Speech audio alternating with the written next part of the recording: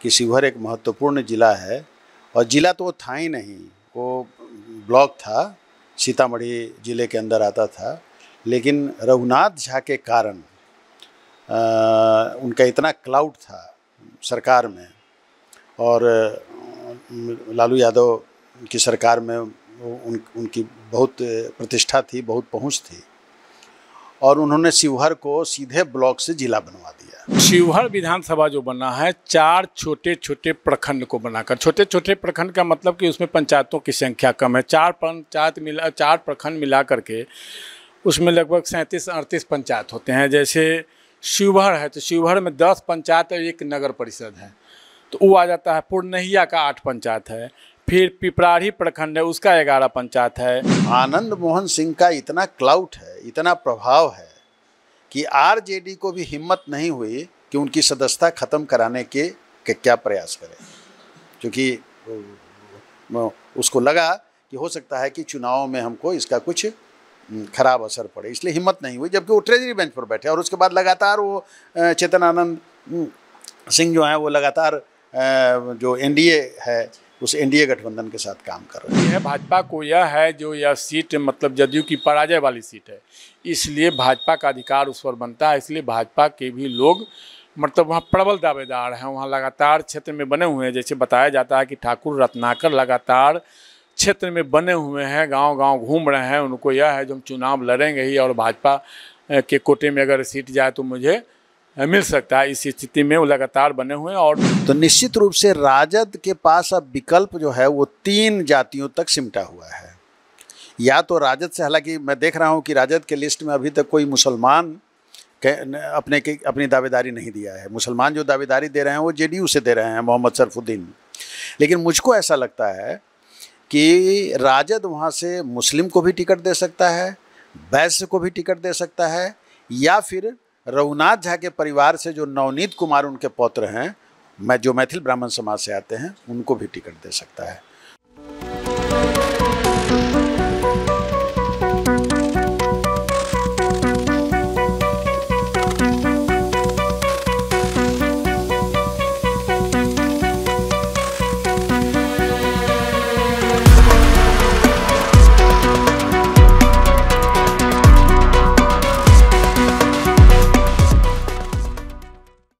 नमस्कार, मैं निशा श्री आप तमाम दर्शकों का स्वागत करती हूं फर्स्ट लुक बिहार में, जहां हम देखते हैं खबरें जो जानना ज़रूरी है।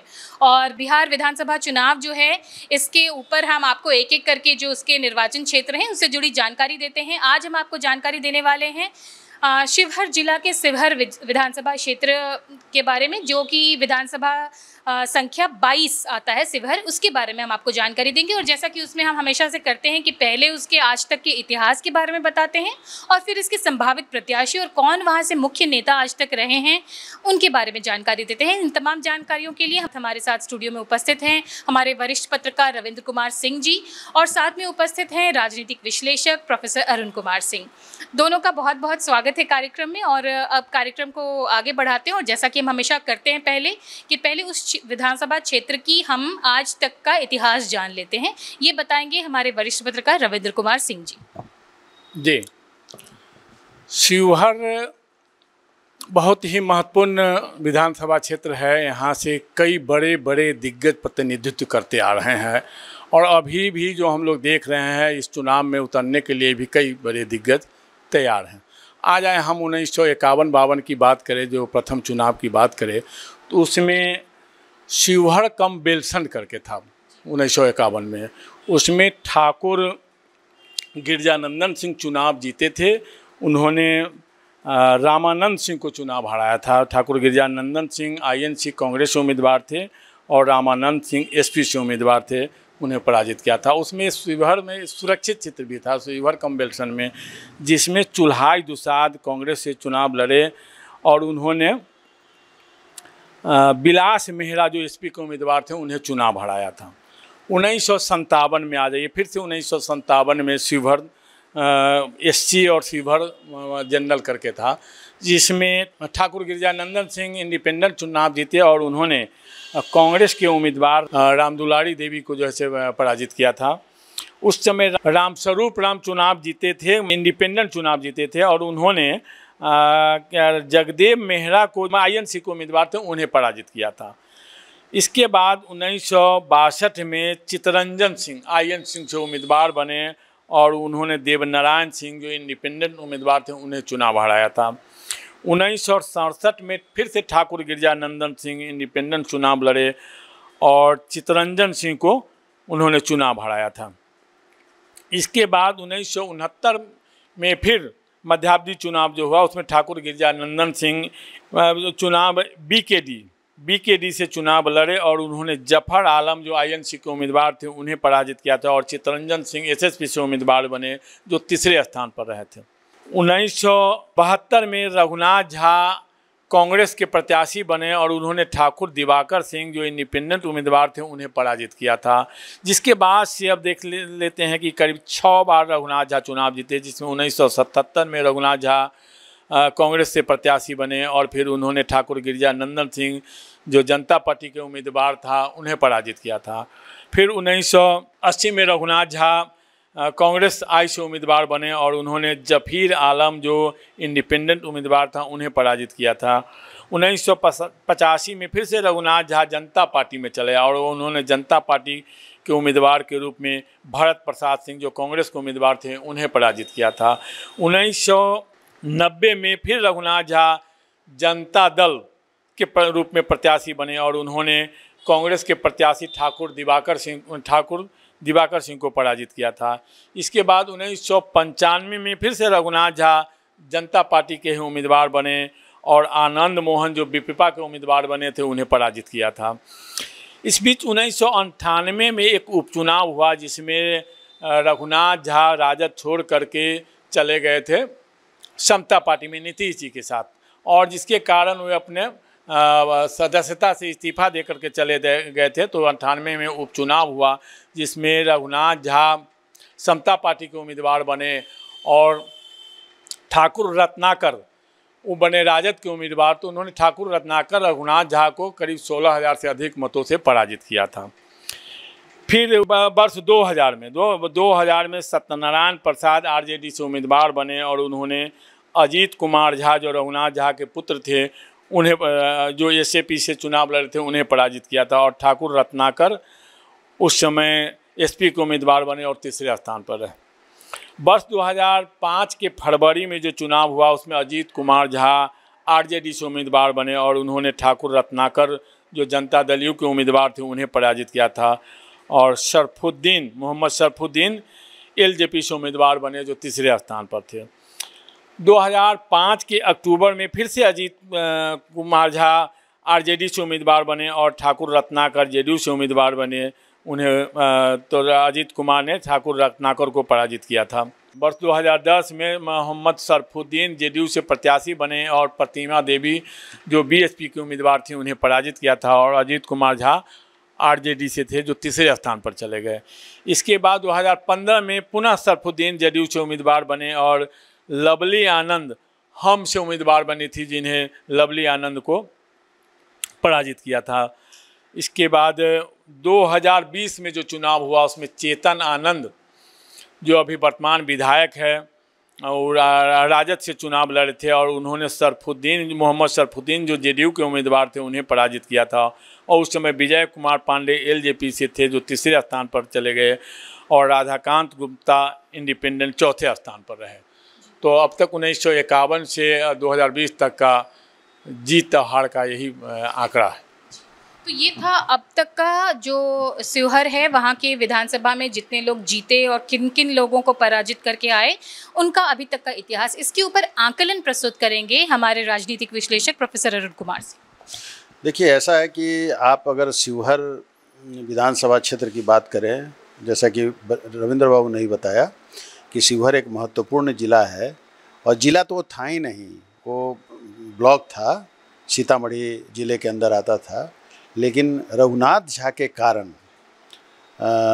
उनका इतना क्लाउड था सरकार में और लालू यादव की सरकार में उनकी बहुत प्रतिष्ठा थी, बहुत पहुंच थी और उन्होंने शिवहर को सीधे ब्लॉक से ज़िला बनवा दिया और हमको लगता है कि बिहार का सबसे छोटा ज़िला शिवहर है वो रघुनाथ झा की देन है।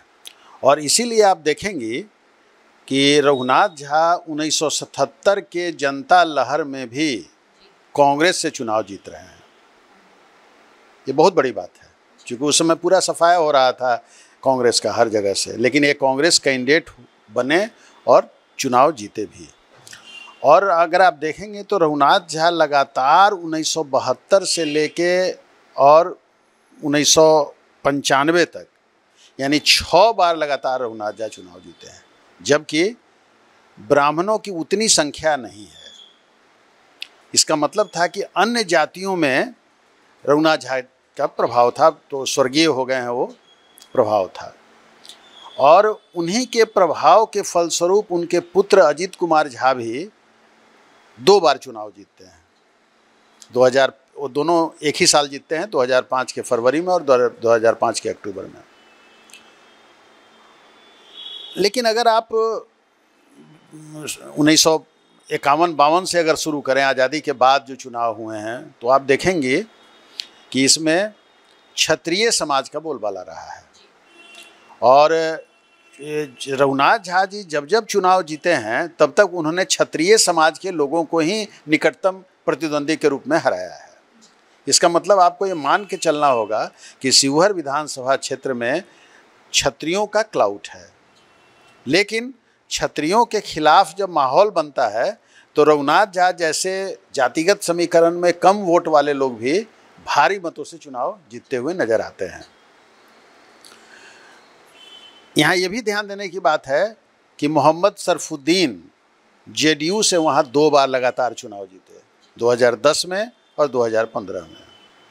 तो इसका मतलब ये है कि मुस्लिम वोटों का भी कंसोलिडेशन वहाँ होता है, और मुस्लिम वोट को भी दूसरे लोग मिल के मदद करके, जेडीयू का जो दूसरा वोट बैंक है वो उसको मदद करता है, और सरफुद्दीन वहाँ से 2 बार मोहम्मद सरफुद्दीन चुनाव जीतते हैं। ये इस बात का प्रमाण है। वैश्य समाज से सिर्फ 1 बार एक व्यक्ति चुनाव जीतते हैं, हालांकि वैश्यों की संख्या भी वहाँ पर अच्छी खासी संख्या वैश्यों की संख्या भी है। तो इस तरह से एक हम लोग जब आकलन करते हैं तो हम देखते हैं कि रघुनाथ झा के 1977 के बाद ही कांग्रेस का वहाँ से कोई कैंडिडेट अब चुनाव नहीं जीतता है। या तो राष्ट्रीय जनता दल चुनाव जीत रहा है या पर जेडीयू चुनाव जीत रहा है। भारतीय जनता पार्टी का भी कोई उम्मीदवार वहाँ पर अभी नहीं खड़ा है, क्योंकि ये सीट जेडीयू को ही मिलती रही है। 2015 की अलग स्थिति थी जब भाजपा अलग लड़ रही थी, और उस समय जो मोहम्मद सरफुद्दीन है वो महागठबंधन के उम्मीदवार के रूप में चुनाव जीते थे, वो जेडीयू के कैंडिडेट थे। लेकिन जब 2020 का चुनाव हुआ है तो उसमें आनंद मोहन के जो बड़े लड़के हैं, चेतन आनंद, जिनकी माँ अभी शिवहर लोकसभा क्षेत्र से अभी सांसद हैं, लवली आनंद, वो वहाँ से आरजेडी के टिकट पर चुनाव जीतते हैं। लेकिन आपने जब देखा कि जब बीच में नीतीश कुमार जब आरजेडी में गए और फिर वो लौट के आए, तो उस समय चेतन आनंद ने नीतीश कुमार को साथ दिया, और साथ ही नहीं दिया, बिल्कुल जाके ट्रेजरी बेंच पर वो जाके बैठ गए। जब विधानसभा में गए और ट्रेजरी बेंच पर जाके बैठे हो। लेकिन आनंद मोहन सिंह का इतना क्लाउट है, इतना प्रभाव है कि आरजेडी को भी हिम्मत नहीं हुई कि उनकी सदस्यता ख़त्म कराने के क्या प्रयास करें, क्योंकि उसको लगा कि हो सकता है कि चुनाव में हमको इसका कुछ खराब असर पड़े, इसलिए हिम्मत नहीं हुई। जबकि वो ट्रेजरी बेंच पर बैठे, और उसके बाद लगातार वो चेतन आनंद सिंह जो हैं वो लगातार जो एनडीए है उस एनडीए गठबंधन के साथ काम कर रहे हैं। तो ये एक स्थिति बनी हुई है। आपने देखा है कि लोकसभा के चुनाव वहाँ से उनकी माँ जीत चुकी हैं चुनाव। नेचुरली जो एक सीटिंग गेटिंग का फार्मूला होता है उस पर ऐसा लगता है कि वहाँ से चेतन आनंद को ही इस बार आरजेडी से नहीं, इस बार जेडीयू से उनको टिकट मिलेगा। निश्चित रूप से आनंद मोहन सिंह जब बात किए होंगे, जब उनकी मुख्यमंत्री से बात हुई होगी, नीतीश कुमार जी से बात हुई होगी, तो ये तय हुआ होगा, उसी समय तय हो गया होगा कि वे जेडीयू के कैंडिडेट होंगे। लेकिन ये भी सुनने में आ रहा है कि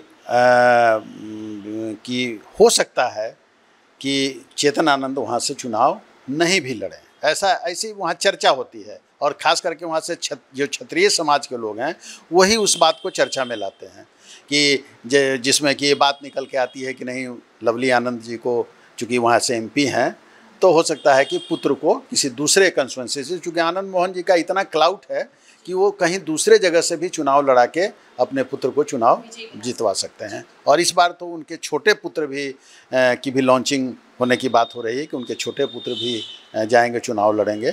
तो इसलिए ये एक संभावना है सिर्फ, इसको जब तक कि टिकट फाइनल नहीं होता है तो कुछ कहा नहीं जा सकता है। लेकिन ये कयास तो हम लगा सकते हैं, और साथ ही साथ हम चाहेंगे कि आप अन्य पार्टियों के भी जो प्रत्याशी हैं और संभावित प्रत्याशी, उनके भी नाम को आप तो हम पहले चूँकि वो आरजेडी से चुनाव जीते हुए हैं, लेकिन अब वो बहुत खुले रूप से वो जेडीयू के साथ हैं, तो हम जेडीयू की चर्चा पहले कर लें। तो चेतन आनंद का तो एक नाम मैंने लिया ही। मोहम्मद सरफुद्दीन जो 2 बार चुनाव जीत चुके हैं, वो भी वहाँ के प्रबल उम्मीदवार हैं और वो बहुत ही सोबर लोग हैं। और सोबर लोग, और हिंदू समाज में भी उनकी बहुत भयंकर पैठ है और हिंदू समाज के लोग भी उनको वोट देते हैं, काफ़ी अच्छी संख्या में उनको वोट देते हैं। तो नेचुरली जेडीयू से वो जो है सो मोहम्मद सरफुद्दीन भी संभावित उम्मीदवार हैं।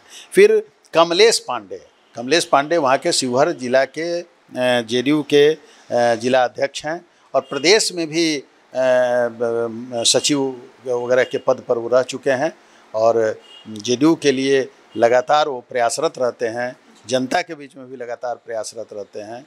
जाति से ब्राह्मण हैं वो, और वो भी उनका भी है मानना है कि जेडीयू अगर हमारे नाम पर भी विचार कर सकती है, ऐसा उनको आश्वासन मिला है। तो इस तरह से जेडीयू में अभी 3 नाम हमने आपके सामने रखा है। अब हम आते हैं भारतीय जनता पार्टी की ओर। जो कि भारतीय जनता पार्टी में जो लोग गए हैं या जो चाहते हैं, वे उनके दिमाग में उस समय आरजेडी था, क्योंकि चेतन आनंद आरजेडी से चुनाव जीते हुए थे। इसलिए भारतीय जनता पार्टी में काफ़ी अच्छी संख्या में वहाँ उम्मीदवार चाहते हैं कि उनको भारतीय जनता पार्टी का टिकट मिले, क्योंकि वहाँ से जेडीयू चुनाव हार चुकी है उस आधार पर। और उसमें जो पहला नाम आता है, जो चर्चित नाम है, और एक बार वो चुनाव भी जीत चुके हैं और चुनाव में उन्होंने दिग्गज रघुनाथ झा जी को 1998 में 1998 में हराया है, ठाकुर राणा रत्नाकर। ये पॉलिटिकल परिवार है, नवाब सिंह के परिवार से आते हैं। और ठाकुर गिरजानंदन सिंह, जिनको आपने देखा कि वो 1952, 51, 52 से जो चुनाव हुए हैं उसमें लगातार गिरजानंदन सिंह चुनाव जीते हैं, उनके पौत्र हैं ये। तो और इन्होंने दिग्गज रघुनाथ झा जी को हराया हुआ है। तो इसलिए ये अभी भारतीय जनता पार्टी में हैं और काफ़ी क्षेत्र में सक्रिय हैं। इनका पॉलिटिकल परिवार है, पॉलिटिकल लीगेसी है और क्षेत्र में इनकी काफ़ी पहुंच है। तो एक भारतीय जनता पार्टी को अगर गठबंधन में, एनडीए में अगर भारतीय जनता पार्टी को सीट जाती है तो ये सीट उन ठाकुर राणा रत्नाकर उसके प्रबल दावेदार बनते हैं। फिर मृत्युंजय कुमार सिंह हैं, ये भी आप जैसा कि जान रहे हैं, ये भी क्षत्रिय समाज से ही आते हैं और ये जिला परिषद के पूर्व अध्यक्ष रहे हैं शिवहर जिला के, और भाजपा राज्य परिषद के सदस्य हैं और सीतामढ़ी के प्रभारी भी रहे हैं। तो इस तरह से भारतीय जनता पार्टी के अंदर इनका काफ़ी क्लाउट है, काफ़ी जो है सो इनकी पहुंच है और बड़े नेताओं तक भी इनकी पहुंच है। फिर तीसरा नाम इसमें आ रहा है नूतन बाला सिंह। ये जो है सो एमडीएस हैं, दंत चिकित्सक हैं और इनके पति फिजिशियन हैं, एमडी हैं, और दोनों पति पत्नी राष्ट्रीय स्वयंसेवक संघ से जुड़े हुए हैं। बल्कि डॉक्टर साहब के बारे में कहा जाता है उनके पति के बारे में कि वो तो बाल स्वयंसेवक हैं। तो इसलिए राष्ट्रीय स्वयंसेवक संघ की नज़दीकी है इनकी, और ये लगातार जो नूतन बाला सिंह हैं वो लगातार जो है सो कैंप लगाती रहती हैं और अभी तक शिवहर जिला में वो 60 कैंप लगा चुकी हैं, मेडिकल कैंप लगा चुकी हैं। और ये भाजपा की जिला उपाध्यक्ष रही हुई हैं और अभी हैं भी, और रेड क्रॉस जो सोसाइटी है, रेड क्रॉस सोसाइटी की भी उपाध्यक्षा ये हैं। केंद्रीय विद्यालय की जो मैनेजमेंट कमेटी है उसके भी ये सदस्य हैं और इन्होंने डॉक्टरी की परीक्षा पास करने के अलावा ह्यूमन राइट्स में, मानवाधिकार में भी इन्होंने स्नातकोत्तर किया हुआ है। तो ये बहुत बड़ी बात है कि मानवाधिकार के प्रति भी इनकी चेतना है, इनकी जागरूकता है और मानवाधिकार के लिए भी ये कार्य करती हैं। और इस तरह से ये एक प्रबल दावेदार के रूप में जो राष्ट्रीय स्वयंसेवक संघ से इनका जुड़ाव है और समाज के लिए डॉक्टर के रूप में जो पति पत्नी मिल के जो काम कर रहे हैं, उसमें भारतीय जनता पार्टी के कैंडिडेट के रूप में प्रबल दावेदार के रूप में ये सामने में हैं। अब हम लोग राजद की बात करें तो जैसा कि आपको मालूम है कि राजद से तो चेतन आनंद को सिटिंग गेटिंग में मिलना था, लेकिन चेतन आनंद अब वहाँ नहीं हैं। तो अब वहाँ रघुनाथ झा जी के पौत्र और अजीत कुमार झा जो 2 बार वहाँ से विधायक रहे हैं, उनके पुत्र नवनीत कुमार आरजेडी से चाहते हैं कि उनको टिकट मिले।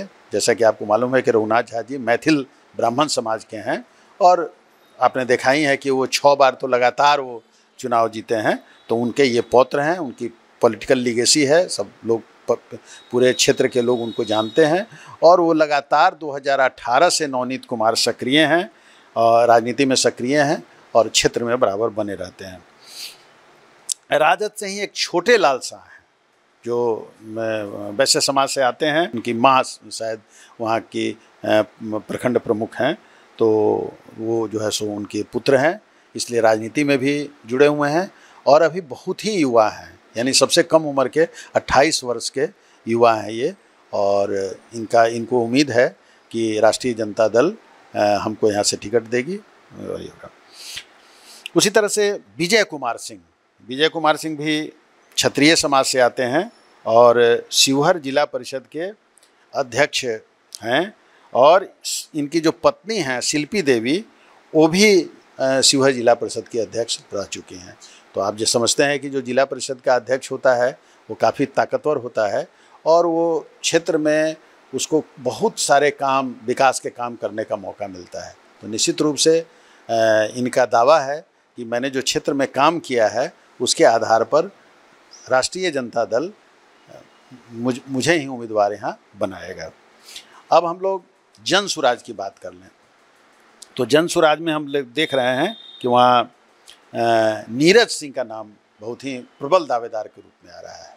नीरज सिंह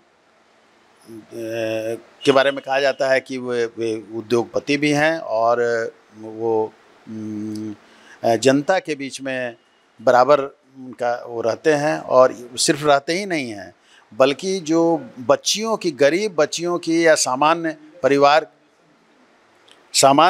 परिवार की जो बच्चियां हैं उनको अपने फाउंडेशन के द्वारा, वो अपने नाम पर उनका फाउंडेशन भी है नीरज सिंह फाउंडेशन, उस फाउंडेशन के जरिए वो 15,000 रुपये सभी जो भी बच्चियां होती हैं, शादी उनकी होनी होती है तो उसको वो मदद करते हैं। खास करके गरीब जो परिवार है उसकी बच्चियों को मदद करते हैं। उसके बाद गंभीर बीमारी जिनको है उनको फाउंडेशन के लोग, अगर उनको पटना रेफ़र किया जाता है तो उनके जो नीरज सिंह फाउंडेशन जो है उनके द्वारा उनको स्पॉन्सर किया जाता है, यानी पैसा तो अपना उनका खर्च होता है लेकिन उनके फाउंडेशन के लोग उनके साथ पटना या दिल्ली तक जाते हैं, उनका इलाज करवाते हैं, उनको डॉक्टर से मिलवाते हैं और फिर वहाँ पर उतना समय व्यतीत करके उनके साथ फिर लौटते हैं। तो ये भी बहुत बड़ी काम है, ये बहुत बड़ा समाज सेवा का काम है जो उनका NGO जो फाउंडेशन है उनका, वो इस काम को कर रहा है। तो इस तरह से जो लोग भी इस तरह की मदद जो पाते हैं वो लोग बराबर उस आदमी को याद रखते हैं, उनको कभी भुलाते नहीं हैं। तो नेचुरली जन सुराज से ऐसा लगता है कि जन सुराज नीरज सिंह को ही वहाँ अपना उम्मीदवार बनाएगी, ऐसा उनको विश्वास है। लेकिन जन सुराज से एक और उम्मीदवार हैं जो भूमिहार समाज से आते हैं और उनका नाम है गिरीश नंदन सिंह प्रशांत। तो वो जो शिवहर, आप सब लोग जानते हैं कि शिवहर एक स्टेट भी हुआ करता था, तो स्टेट के सब फरीक लोग ये लोग जो हैं उसी में से एक व्यक्ति ये भी हैं और ये लोग कांग्रेस में रहे हैं बराबर, ये इन लोगों का परिवार। लेकिन इधर कांग्रेस अब छोड़ के ये लोग जन सुराज में आए हैं और इनको ऐसा महसूस हो रहा है कि जन सुराज जब टिकट डिसाइड करेगा तो गिरीश नंदन सिंह प्रशांत को ही टिकट देगा। तो अभी जो स्थिति है उसमें करीब करीब जो उम्मीदवार हैं वो उन उम्मीदवारों का हम लोगों ने एक ब्यौरा दिया है, लेकिन अभी इसमें बहुत सारे नाम जुड़ेंगे और हम लोग इंतज़ार करेंगे आगे आने वाले दिनों में कि और कौन कौन नाम जुड़ते हैं, और बहुत सारे परिवर्तन भी हो सकते हैं। जैसा मैंने बताया कि हो सकता है कि वहाँ जो सिटिंग है उनको नहीं देके किसी दूसरे को टिकट दिया जाए, और क्षत्रिय समाज से भी कोई दूसरा व्यक्ति आ सकता है, उनको कहीं दूसरी जगह एडजस्ट कर दिया जा सकता है। तो ये काफ़ी बदलाव के चांसेस रहेंगे और बहुत सारे परिवर्तन इसमें होंगे, लेकिन अभी तक की जो स्थिति है, अद्यतन स्थिति है, उसको हम लोगों ने जनता के बीच में रखने का प्रयास किया है। तो ये थे कुछ संभावित प्रत्याशी और एक से एक धुरंधर, एक से एक समाज सेवी, उनका नाम हम सुन रहे थे। ऐसा लग रहा था कि हर कोई अपने अपनी दावेदारी की जो है, अगर उनका आंकलन किया जाए तो सबको ही प्रबल दावेदार लग रहे हैं। लेकिन इसके बावजूद भी उस जगह के बारे में हमने जैसे अभी सुना कि वहाँ पे जातीय समीकरण से उठ कर के भी कई बार जो है लोग जीतते हैं। तो इस संदर्भ में बातचीत करेंगे हमारे वरिष्ठ पत्रकार रविंद्र कुमार से। देखिए, शिवहर विधानसभा जो बना है 4 छोटे छोटे प्रखंड को बनाकर, छोटे छोटे प्रखंड का मतलब कि उसमें पंचायतों की संख्या कम है। 4 प्रखंड मिला करके उसमें लगभग 37-38 पंचायत होते हैं। जैसे शिवहर है तो शिवहर में 10 पंचायत और 1 नगर परिषद है, तो वो आ जाता है। पूर्णहिया का 8 पंचायत है। फिर पिपराही प्रखंड है, उसका 11 पंचायत है। इसके बाद डुमरी कटसरी है, उसका मतलब 8 पंचायत है। तो कुल मतलब 37 पंचायत और 1 नगर परिषद मिला करके यह विधानसभा बना हुआ है। अब इसमें जातीय गणित की बात करते हैं तो जो जातीय गणित एक अनुमानित है, उस अनुमानित में राजपूत जाति की संख्या 40 से 42 हज़ार है, जबकि ब्राह्मण जाति की संख्या 28 से 30 हज़ार माना जाता है। उसी तरह वहाँ लाला जाति की संख्या, तो लाला जाति की संख्या 2 से 2.5 हज़ार माना जाता है। इसके बाद भूमिहार जाति की संख्या 10 से 12 हज़ार है। फिर वैश्य जाति की संख्या उसमें करीब 45 हज़ार के आसपास माना जाता है। कोयरी कुर्मी मिला करके 18 से 20 हज़ार माना जाता है। इसके बाद मुस्लिम जाति की संख्या भी 25-26 हज़ार वहाँ है। यादव जाति की संख्या भी 15-16 हज़ार है। दलित में कई तरह के आते हैं, राम है मतलब जो राम रविदास बताते हैं, पासवान आ जाते हैं, पासी हो जाते हैं, माझी हो जाते हैं। ये सब मिला करके लगभग उनकी भी संख्या 40 हज़ार के आसपास वहाँ है। और एक चनऊ जाति भी आते हैं, जो चनऊ जाति की भी संख्या वहाँ 8 से 10 हज़ार बताया जाता है। वो भी काफ़ी एग्रेसिव जाति है, जो भी वोटिंग में बताया जाता है कि वो उनका पोल मतलब प्रतिशत ज़्यादा होता है।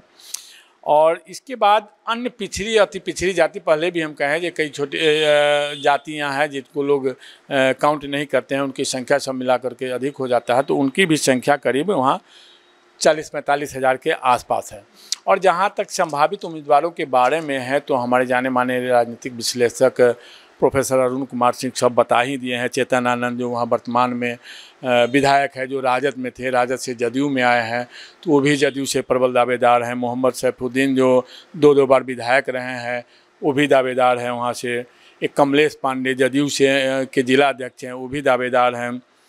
भाजपा से भी है। भाजपा को यह है जो यह सीट मतलब जदयू की पराजय वाली सीट है, इसलिए भाजपा का अधिकार उस पर बनता है। इसलिए भाजपा के भी लोग मतलब वहाँ प्रबल दावेदार हैं, वहाँ लगातार क्षेत्र में बने हुए हैं। जैसे बताया जाता है कि ठाकुर रत्नाकर लगातार क्षेत्र में बने हुए हैं, गांव-गांव घूम रहे हैं। उनको यह है जो हम चुनाव लड़ेंगे ही और भाजपा के कोटे में अगर सीट जाए तो मुझे मिल सकता है। इस स्थिति में वो लगातार बने हुए हैं और बड़े पॉलिटिकल और बड़े परिवार से मतलब नवाब सिंह के परिवार से आते हैं। ठाकुर गिरिजानंदन सिंह जिनके बाबा थे, वो लगातार 4 बार चुनाव जीत चुके हैं, तो ऐसे परिवार से यहाँ आते हैं जो बता ही चुके हैं।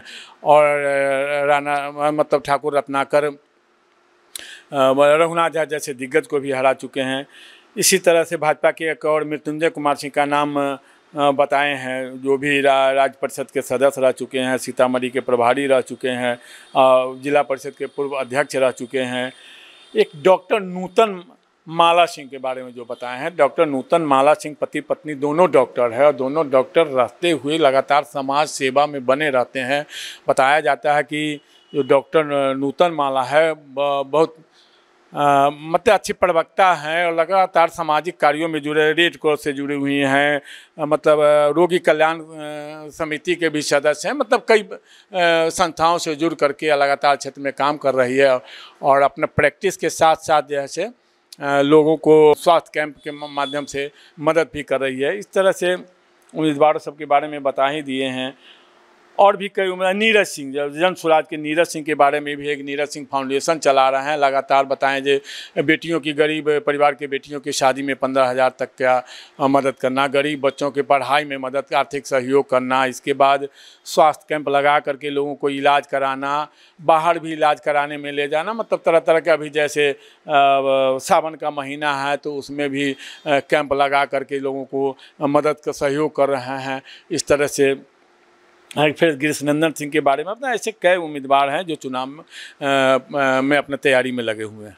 ठीक जी, ये तो बातें हुई कि किस तरह से ये जो जातीय समीकरण हमने देखा और जो संभावित प्रत्याशी हैं, लेकिन हमने ये भी देखा है शिवहर विधानसभा जो क्षेत्र है उसके बारे में कि जातीय समीकरण को पार करते हुए भी वहाँ पे कई बार कई दिग्गजों ने अपने व्यक्तिगत प्रभाव से वहाँ का चुनाव जीता है। इस पूरे आंकलन पर एक बार हम कंक्लूडिंग स्टेटमेंट लेते हैं हमारे राजनीतिक विश्लेषक प्रोफेसर अरुण कुमार। देखिए, मुझे लगता है कि शिवहर में जो स्थिति बनी हुई है उसमें जो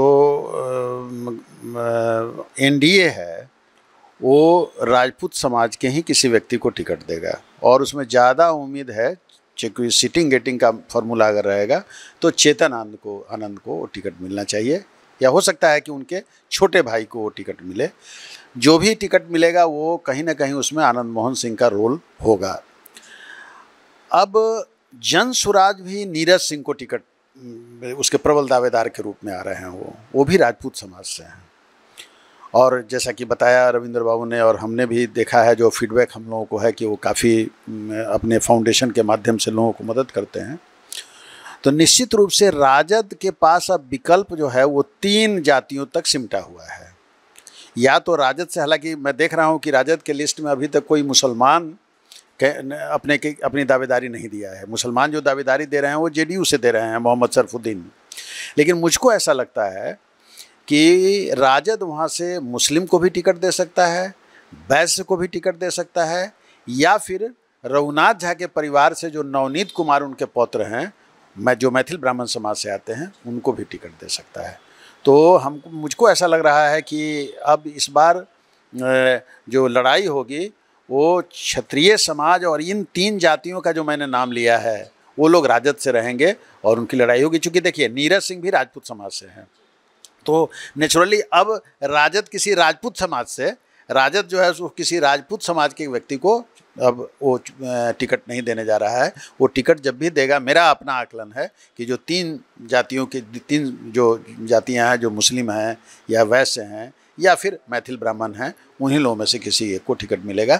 तो ये जो शिवहर का चुनाव है वो बहुत ही दिलचस्प होगा, क्योंकि आप जैसा कि आपने देखा कि शिवहर जो एक ब्लॉक था उसको किस तरह से रघुनाथ झा ने अपने प्रभाव से उसको ज़िले में बना दिया। इसके लिए तो रघुनाथ झा जी को बराबर लोग याद रखते ही हैं।